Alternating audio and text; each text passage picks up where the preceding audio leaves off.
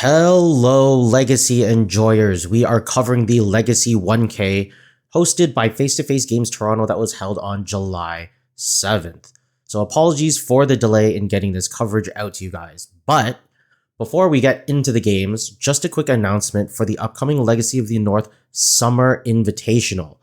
This is our Comp REL No Proxy event that we hold 3 times a year where we showcase our local grinders and celebrate our Legacy community.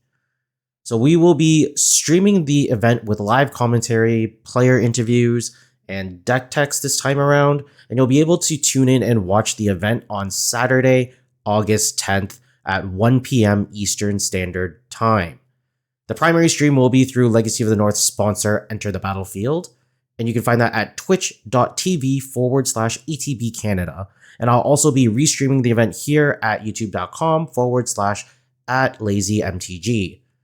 So we hope to see you in the comment and chat sections on August 10th. So with that out of the way, let's watch some Legacy. We are here watching the top 8 of another Legacy event.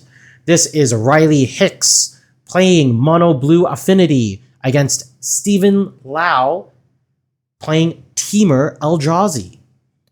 This is kind of before Eldrazi picked up on MTGO. It was a few days. I think Steven picked it up off of some of the guys playing it in Japan.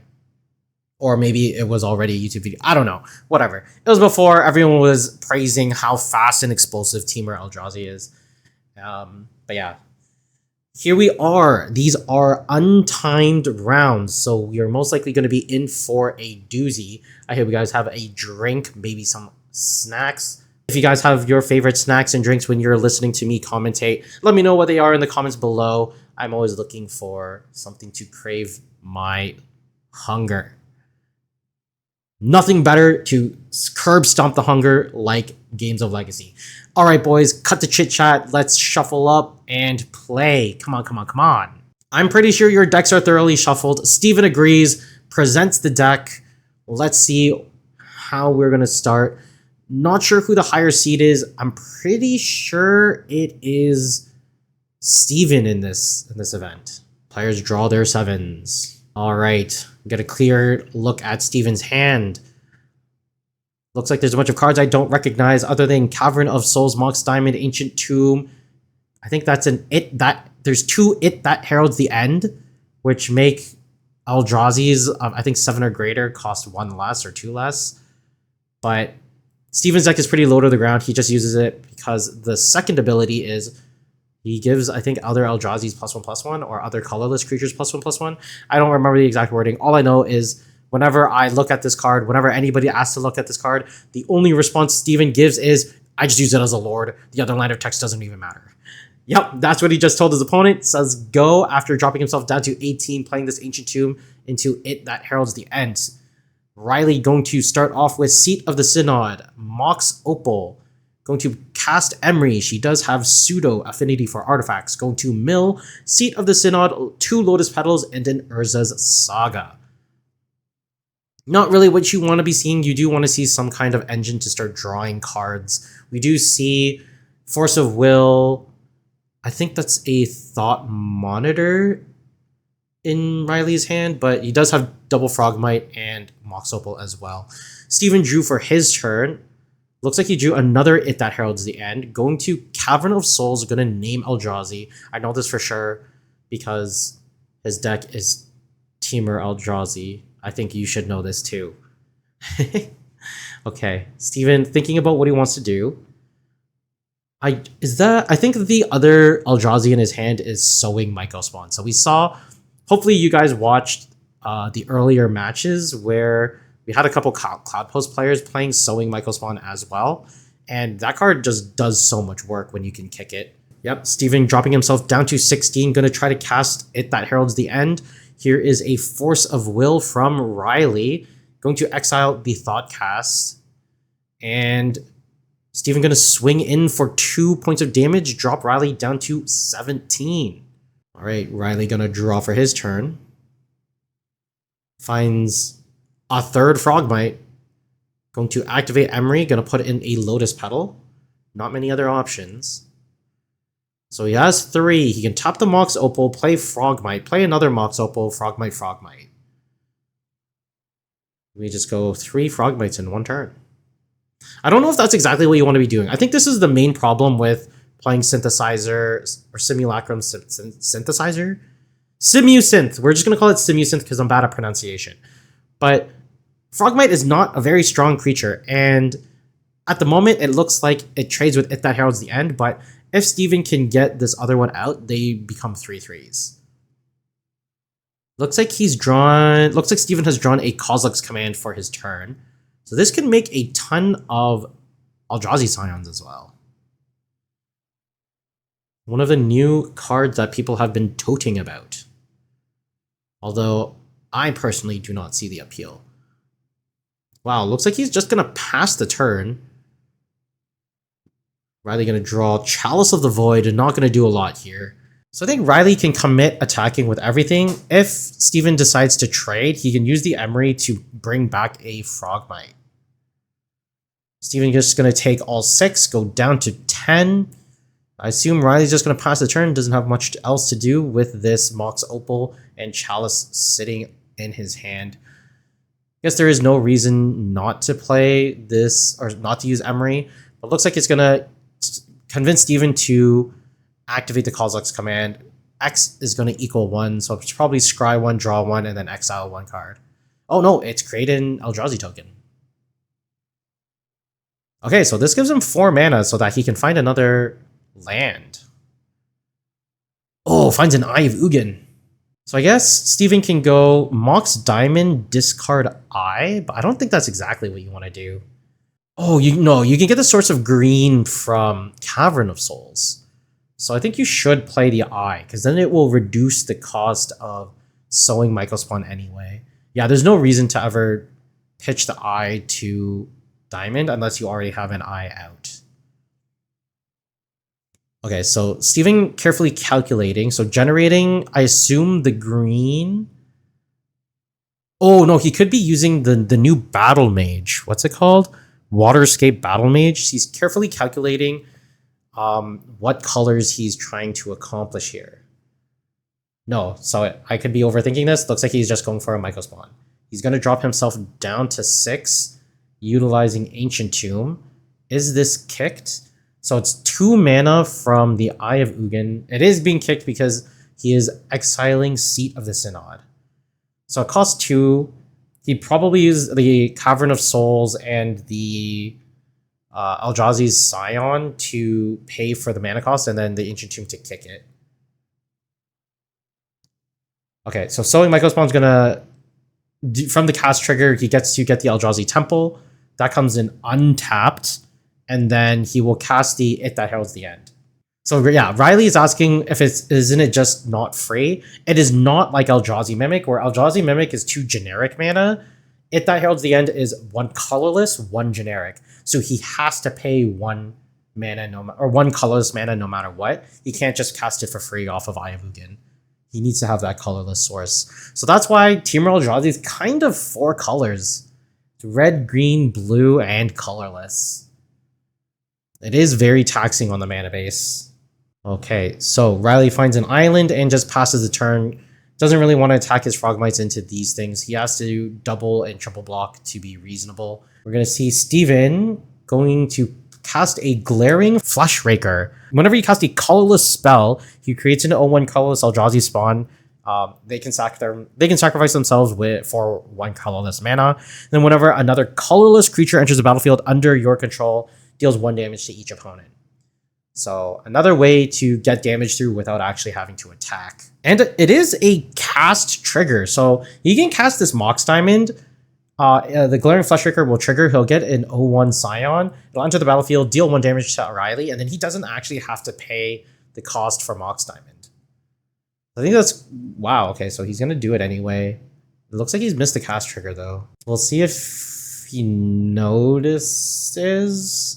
But he's looking at the Waterscape Battle Mage. Sorry, Wastescape Battle Mage. He's going to generate green and blue. And then pay 1 colorless mana. So 1 colorless mana and the Eye of Ugin is the regular mana cost, and then the floating mana from the Eldrazi Temple plus the Cavern of Souls or Mox Diamond will be blue generic, and then he will get the green from the other Mox Diamond or Cavern of Souls. So he does pay the full amount to fully cast Wastegate Battle Mage. So going to exile Frogmite. Green was spent to cast the spell. Then he gets to exile a artifact or enchantment. And then if blue in generic is cast as the kicker cost, he can bounce a creature. So he bounced Emery to the hand. Gonna swing in with the Sowing Mycospawn. And Wastegate Battle Mage is a colorless spell, so Steven did remember the Eldrazi Scion from the Glaring Fleshraker from the Battle Mage, but he didn't do it off of the Mox Diamond, so that was a miss there. Only 1 point of damage though. Gonna recast Emery, gonna mill Ancient Tomb, Force of Will, Ancient Tomb, Thought Monitor. So this has kind of gotten out of hand for Riley. The problem with Affinity is it's supposed to be like the go wide kind of aggro beatdown plan. Looks like Steven is doing that just a little better here. So top decks a Wastegate Battle Mage, gonna do the same thing that he did last turn, create another Scion Eldrazi, gonna deal 2 more points of damage, 1 for the Wastegate Battle Mage, 1 for the Scion token, gonna swing in with the team, and Riley is just gonna pick up the cards and say, let's go to game number 2. So that is Temur Eldrazi taking it over Blue Affinity in game number 1. Alrighty, ladies and gents, we are here. The opponents have cut each other's decks and are going to be looking at their opening 7. Riley is going to be on the play here, piloting Mono Blue Affinity. Steven taking game number 1 with Temur Eldrazi. Riley looking at Thought Monitor, Ancient Tomb, Tormod's Crypt, Emery, Frogmite, Urza's Saga, and I can't really identify what that last card is in the hand, but looks like it is good enough to keep. Steven is going to mulligan down to 6. I imagine that you mulligan quite a bit in this deck, mainly primarily is because I did mention it earlier in game number 1, where this deck is actually like a 4-color deck. So really, to be able to play all of your cards, it is quite intensive. You do have the upside where you don't really need the blue and the green in the early game. Primarily, you'll want colorless and red because, as you can see, there is a line breaker in Steven's hand, but good enough to keep. Riley going to start off with Urza's Saga and just going to pass. Yeah, Chalice of the Void doesn't do too much against Steven. All right, Steven going to start off with Eldrazi Temple. Going to pass to Riley. Riley going to draw for his turn. Finds... What does he find off the top? I think it's another Thought Monitor. Going to play Ancient Tomb so he can start making some constructs. I think he can play Tormod's Crypt and just pass the turn. Well, okay, doesn't want to commit anything. Steven finds another Eldrazi Linebreaker. He does have a source of red mana if he needs it from this secluded courtyard. I think it's courtyard. Yeah, it's almost like a Cavern of Souls, but it doesn't have that counter or uncounterable clause. So just a fair version. All right, here's Eye of Ugin. Gonna cast a Thought-Knot Seer. This is the good old-fashioned Eldrazi Winter modern play from way back in the day. I think it was 2016, 2017. Steven gonna look at the hand. I think you'll want to be taking the Frogmite here. I don't think Steven cares too much about the Tormod's Crypt. I think it's between Frogmite and Tormod's Crypt. Like Riley doesn't have a lot of artifacts, so I don't think you'll need to be concerning yourself with the Thought Monitors just yet. Emery is debatable because he can go Mox Opal and then, or not Mox Opal. He can go Lotus Petal, crack the Lotus Petal, and then cast the Emery. Looks like he is calculating for Frogmite mana. Like, Tormod's Crypt doesn't really affect Steven, but it does grow the construct, like, for free. This is a tough call because Riley's hand isn't that good. Steven deep in the tank here. I think you just take the Frogmite. It's the easiest way to enable Riley from like popping off really, really hard. Oh, he's gonna go for the Emery. Okay. So Emery gets exiled. Riley gets to keep Frogmite, Chalice, Tormod's Crypt, Double Thought Monitor. All right, so Steven's gonna pass the turn after that play. Riley gonna create a construct. So Riley can go Tormod's Crypt. Riley can go float. He can make another construct, play Tormod's Crypt, find a Mox Opal, play Frogmite. Yeah, I would have probably taken the Frogmite. Because if Steven does have some kind of graveyard interaction later on, then the Emery kind of doesn't do much anyway. And you want to prevent these constructs from getting as big as possible. Alright, Riley finds the Mox Opal. Oh, he drew Pithing Needle for the turn. Don't know how much that's going to do, but these constructs now get to grow a huge amount. Yeah, this is the thing I was afraid of. Wow, Riley going to commit really hard to the board, going to Chalice for 0, and going to cast Thought Monitor. Now these constructs are huge. Gets to find another Thought Monitor off of the Thought Monitor. So this is getting way out of control. These constructs are now 2, 4, 6, 7 sevens. Yeah, construct number 1 coming in for 7 bashes Steven down to 13. Steven draws it that heralds the end. These line breakers not looking like they're going to do a ton. These constructs are setting up a huge wall. All right, tap Eldrazi Temple. Probably going to see... Oh, there's a Glaring Fleshraker. So still has 1 floating. He can still cast it that heralds the end. Oh, there's a Force of Will from Riley. That's what he picked up off of the other Thought Monitor draw. All right, Riley at 15, Steven at 13. So with this 1 floating mana, Steven can still cast It That Heralds the End, but there's a Line Breaker instead. Let's see, can we pull up this Line Breaker? So Eldrazi Line Breaker is 3 mana, 3/3, trample. The beginning of combat on your turn, target creature gains haste and plus X plus O, where X is the number of Eldrazi you control. So if he can flood the board like he did with that... If Steven can flood the board like he did in game number 1, these Line Breakers might be able to break through these constructs eventually, but because Riley does have 1 more Thought Monitor in hand, he can keep his foot on the pedal and just gas through it. He finds a Kappa Cannoneer off of the top. Wow. All right. I'm pretty much... Wow, there's another Thought Monitor and a Synthesizer as well. I'm going to say Riley has this in the bag. This is why I'm so conflicted with this deck. Like, sometimes it can... Yeah, Steven realizes the writing on the wall. Riley going to tie it up 1-1. But what I was saying here is... This is why I'm so conflicted about the deck, is you have to play such bad cards like Frogmite, but even when you do, the deck can just be so... It can create such insurmountable board states that your opponent just can't do anything. Okie dokie, here we are for game number 3 for the quarterfinals of this Legacy 1K.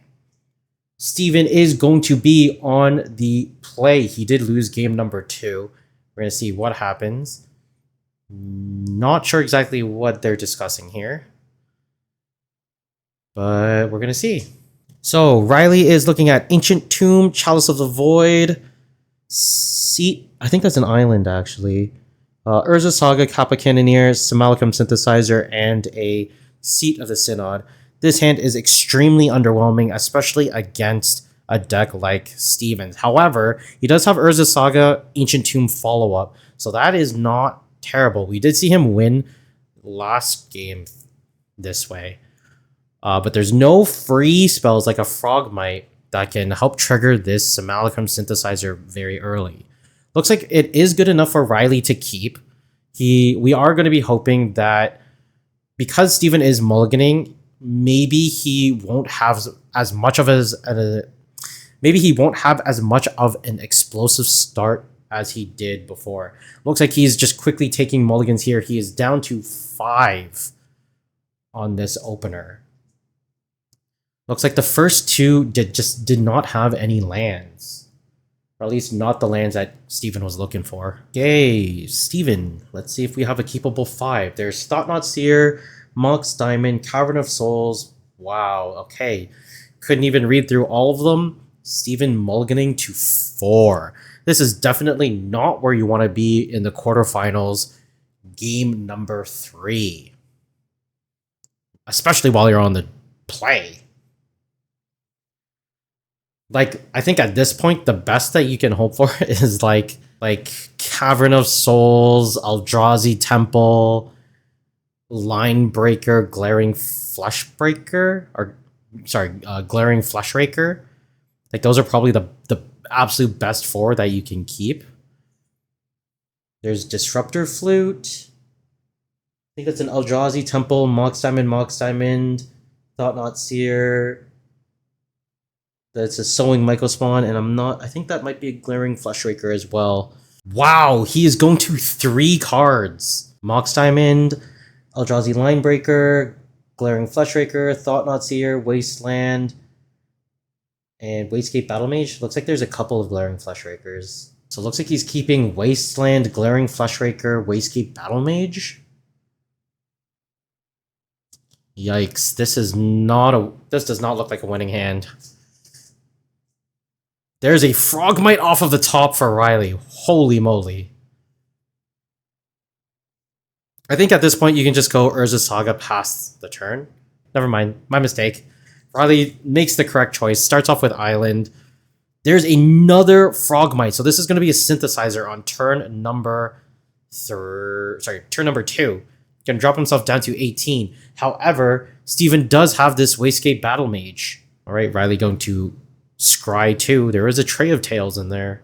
Not going to do much. But with this Wastegate Battlemage, Steven can generate green off of the Cavern of Souls and exile the synthesizer. Finds a Wasteland off of the top. Alright, green generic? Why does he need to... I thought it was only 2 mana. Oh, kicker green and or. Oh, I see. Alright, so here's a Mox Opal for Riley. Down comes Chalice of the Void on 0. So good thing Steven bottomed 2 Mox Diamonds. Alright, gonna pay 2 life. There's Frogmite number 1. And Frogmite number 2. So I think that's 1 free mana floating. And he can cast a Kappa Cannoneer.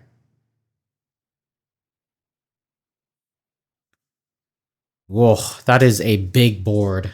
Maybe Frogmites aren't that bad. Alright, Riley gonna pass the turn. Steven going to find what's on the top of his deck. That looks like an Eldrazi Temple. Not great. Here's a Fleshraker. Oh, still thinking about it. There's the Fleshraker. Just gotta pass a turn. I think this is the extent that Steven can do, but as long as Riley can keep putting out like artifacts, this Kappa Cannoneer is just going to be a problem. Did he necessarily need to cast the Frogmite last turn? I don't think he needed to. But swinging in with the team. So these Frogmites can trade with the 2 Eldrazi. Even if Steven double blocked, it's not enough to deal with the Kappa Cannoneer. I think Steven trades the Wastegate Battlemage with one of the Frogmites, then uses the Wastelands to deal one of the Wastelands to deal with the Urza Saga. Because Riley's shown that he hasn't cast an artifact to make the Kappa Cannoneer unblockable. Okay, so Steven looks like he's willing to trade both right now. Going to take 5 damage from the Kappa Cannoneer. Trades off these Frogmites. Wasteland the Urza Saga. And Wastelands the Ancient Tomb. Okay, very aggressive. Alright, Steven gonna untap. Draws another Glaring Fleshraker. Good enough for Steven. He's got the 3 mana. Pass the turn. Riley draws. Here's a Seat of the Synod. Gonna trigger the Kappa Cannoneer. Yes, it is whenever an artifact enters the battlefield. So now swinging in for 6 unblockable. This is a Ninja Turtle indeed. What's the blue Ninja Turtle? Was it Donatello? I always get Donatello and Leonardo mixed up. But Steven draws an Ancient Tomb. Gonna swing in with the Glaring Fleshraker and pass the turn. Riley going to untap, draw, swing in for 6, drop Steven down to 3. The end is looking pretty close here. Steven gonna draw his last card for the turn. Sorry, last card for the game.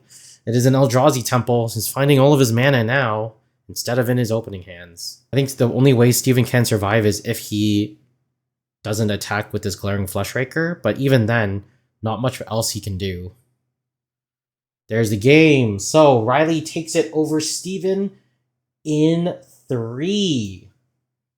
That's Blue Affinity winning over Temur Eldrazi. I hope you guys liked that one. We're going to see Riley in the next round against his opponent. He has reached the semifinals. All right, guys, take it easy.